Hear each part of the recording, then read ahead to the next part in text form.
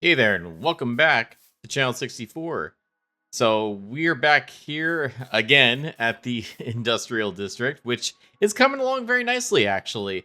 So, I put together a few farms between episodes. Let's go check those out. All right, so starting things off, we have our moss farms, and this is a design that I used last season. It's by BasicRedstone, and I really like this design because it is bone meal self-sufficient. So you put in basically like 16 bone meal to get it started, and it will actually create a surplus of bone meal to run the farm. Not only that, but it also produces a lot of moss. And so I've gone ahead and extended the chest down here to collect a lot more than what I normally used to collecting with these, and we can just kind of run it and it'll create stone that converts that into moss. Then, of course, to go along with that, with 121.4, we have our pale moss farm, which is also the exact same. The only difference being that, of course, it doesn't generate a lot of the azalea bushes, but we get a lot of pale moss and pale moss carpets to go along with that. More than I'll probably ever need, but we can just flip that on, and yeah, both of these will run rather well.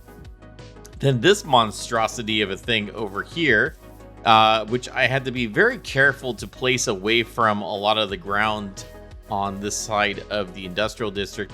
This is a resin farm designed by FrunoCraft. And so FrunoCraft, you remember I built a couple farms of theirs last season. They had a copper oxidation farm that I tried out, which was really cool, but also large and cumbersome.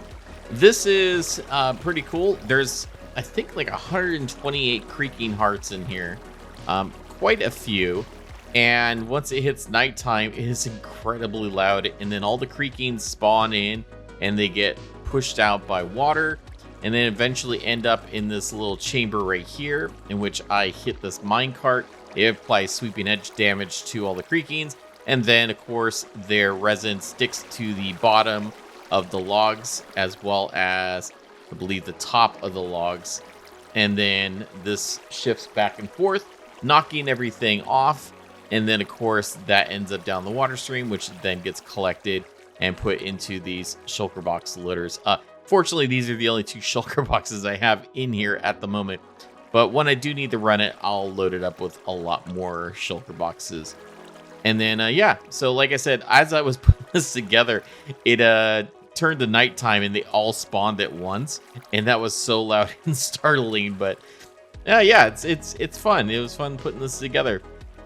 So I can't wait to check that out. We'll probably get to that a little bit later. I don't want to collect a lot of resin. Well, the reason I don't want to collect a lot of resin right now is I don't have a place to put any of that. So as you know, we're still kind of living out of a chest monster over here. And between chests I have, between these farms, in the trading hall, and over in our shanty bunker thing over there, yeah, we don't have a lot of storage. So I have taken it upon myself to start digging a hole under the ground that's going to house our brand new storage room. Brand new meaning that I'm building on the server. It's not brand new. It's the same one I build every season, except bigger. Because every season I need to increase the size of it to add all the new blocks and stuff. And anticipating that we're going to have about 4 updates this season, we need to make sure we have enough storage. And so let's take a look at that situation right now. The problem is we're very slow going, and I need to figure out a way to speed up the process.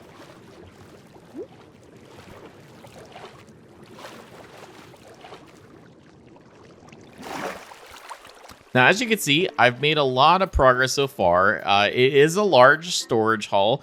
Granted, it is not all just storage hall. Like, half of it is a storage hall, half of it is the unloader for the multi-item sorting system and all that. The other problem that I've run into is that, well, we have 3 slime chunks intersecting the storage room. And unlike last season, where that wasn't necessarily a problem because they were all in the basement, being that the storage room is much lower this season than it is last season, it is going to be a problem. They are going to be in the storage room, and so we're going to need to kind of spawn proof at least these chunks where they're going to be. So that's going to require a little bit of tweaking of the aesthetic that I had planned for this.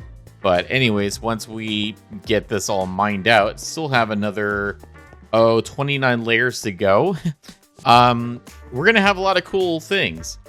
So we're going to have access to a trial chamber down below. We're going to have access to some mines, including a abandoned mine shaft.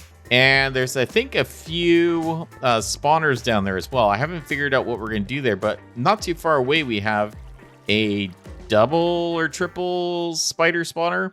Not sure we're going to be using that at all, but you know, maybe we need string or something.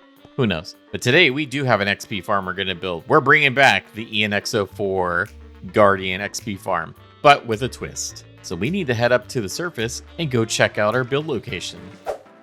All right, so we're out here rowing towards a ocean monument, for which we're going to build our farm. Now, the difference this season is that unlike the typical ENX04 farm, which basically transports...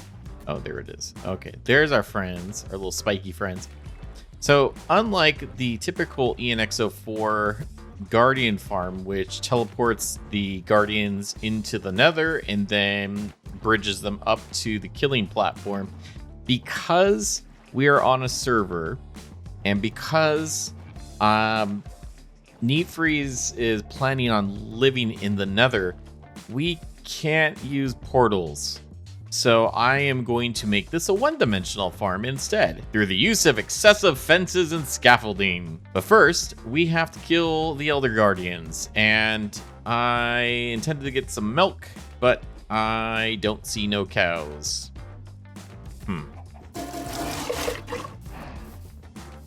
Should bring it with me. Nah. Let's get dangerous.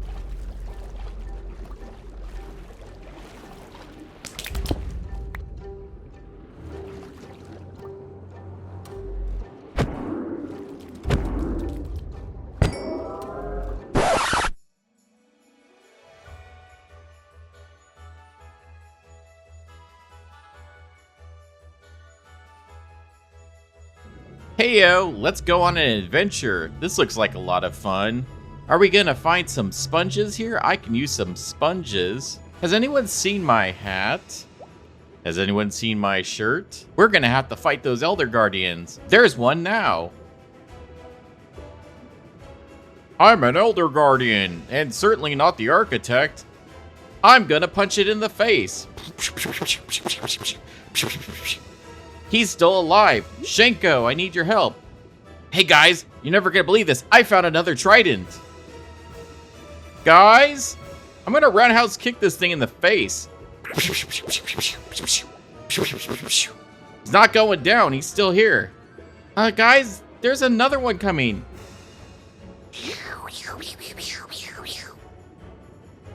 Fish, what do you think?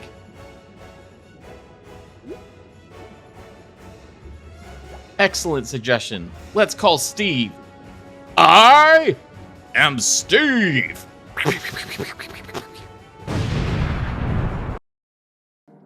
Well, anyways, I guess that was easy. So we put the farm together now? Yeah. All right, everything is done. And of course, we have some sponges that we received from raiding that ocean monument. So let's dry them out. This is my favorite part. Oh yeah.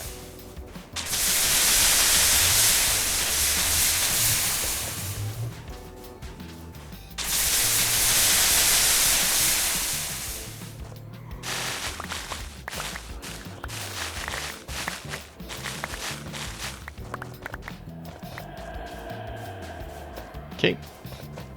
All right, so let's head on over to our brand new farm.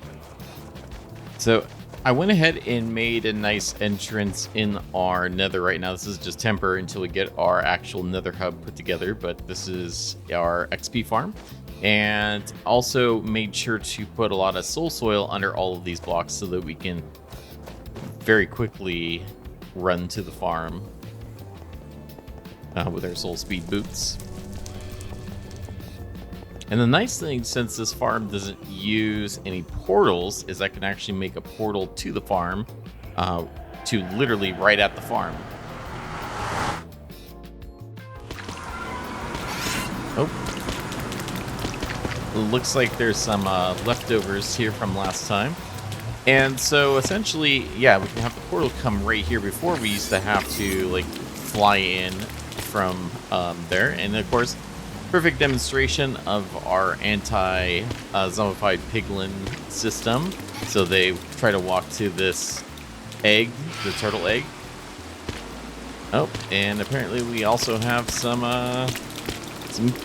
phantoms. I wonder if it's lightning. Oh, we may have to add a little bit more of a roof. Let's get these guys out of here.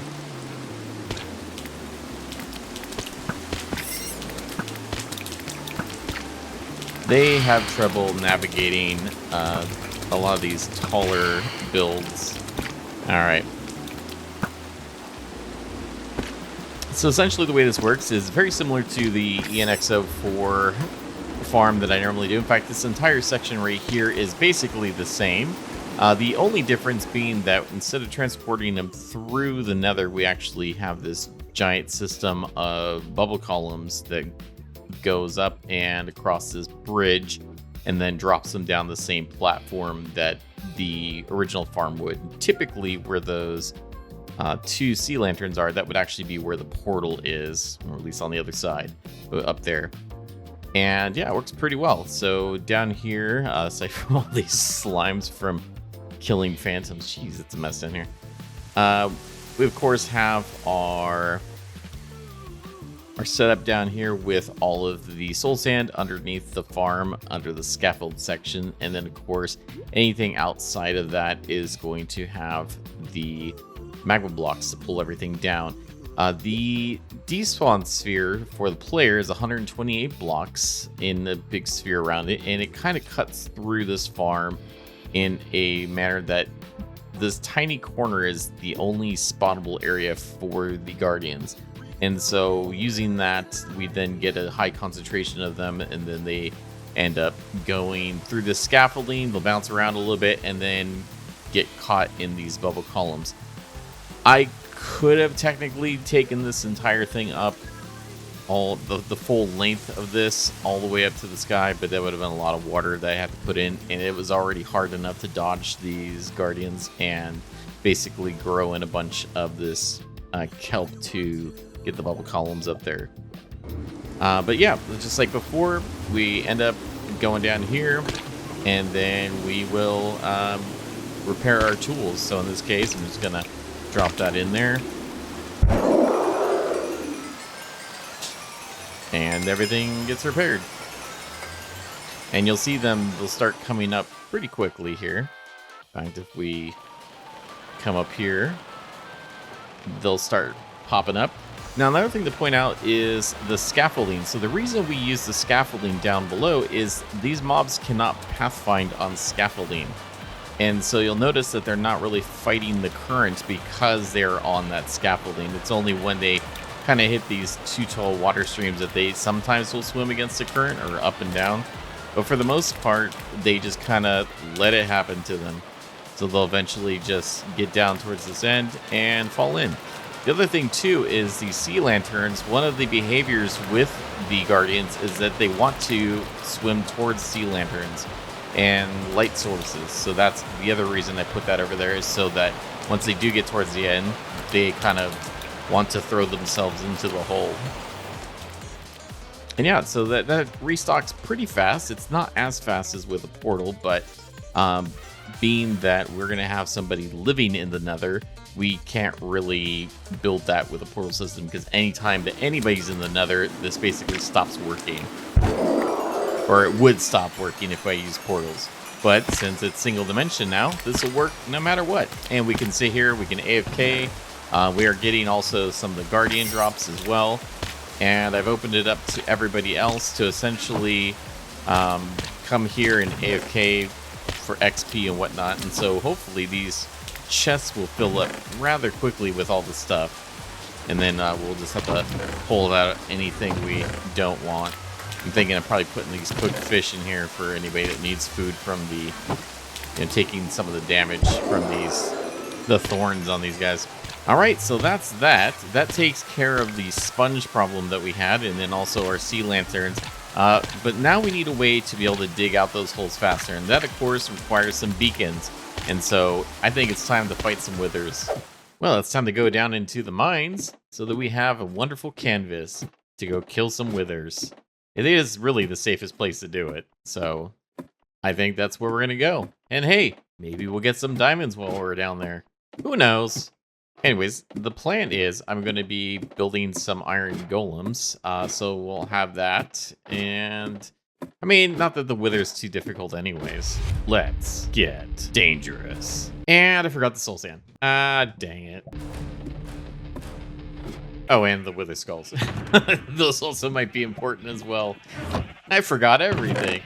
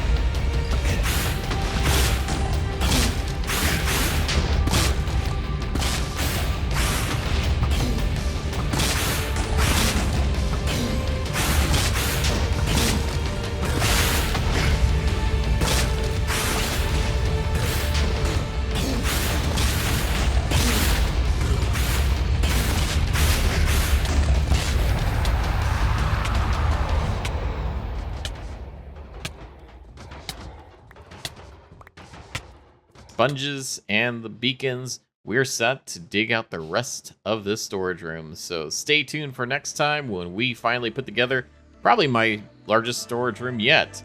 Safe travels, everyone. Can't wait to get a storage room soon. It'll be nice to be organized.